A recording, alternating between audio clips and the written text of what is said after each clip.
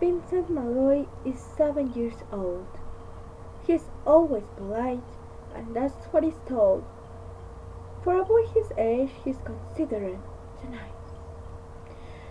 He wants to be just like Vincent Price. He doesn't mind living with her sister dog and cats, though he rather shut home by the spiders and the bats. There he could reflect on the horror he's invented,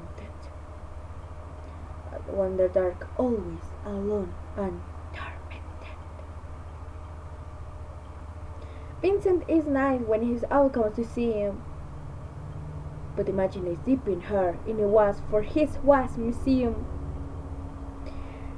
He likes to experiment on his dog Abercrombie, in the hopes of creating a horrible zombie.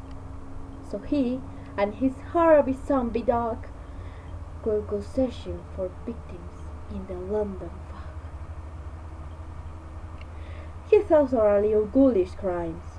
He likes to paint and read to pass off the times, while other kids read books like Go, Jane, Go. Vincent's favorite author is Edgar Allan Poe. One night, while reading a gruesome tale, he read a patient that made him pain. Such horrible news he could not survive, for his beautiful wife had been buried alive. He dug out the grave to make sure he was dead, unaware that the grave was his mother's flower bed. His mother sent Vincent up to his room. He knew he'd been banished to the Tower of Doom, where he was sent to spend the rest of his life, along with the portrait of his beautiful wife, while alone and saying case on his tomb.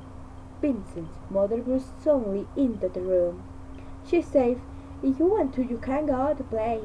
It's sunny outside and a beautiful day." Vincent tried to talk, but he just couldn't speak. The years of isolation had made him quite weak. So he took out some paper and screwed it with a pen. "I am possessed by this house. I can never leave it again." His mother said, "You're not possessed and you're not almost dead. These games that you play are on your head. You're not Vincent Price, you are Vincent Malloy. You're not Terry outside, you're just a young boy. You're 7 years old, and you are my son. I want you to get outside and have some real fun." Here on your road speaking, walking out through the hall, and while Vincent bicycled slowly against the wall, the room straightened as with the ship in a creek. He saw being signed in her reaching speak. He saw Abercrombie, his zombie slave, happily reached white call from below the grave. She spoke from the coffin and made ghoulish demands, while through cracking walls reaching skeleton hands.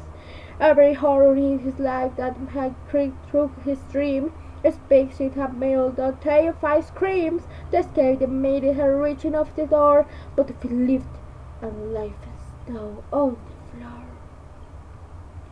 His voice was soft and very slow, as he quoted the reverend from Edgar Allan Poe. And my soul followed as the shadow that leaves floating on the floor. Shall believe it? Nevermore.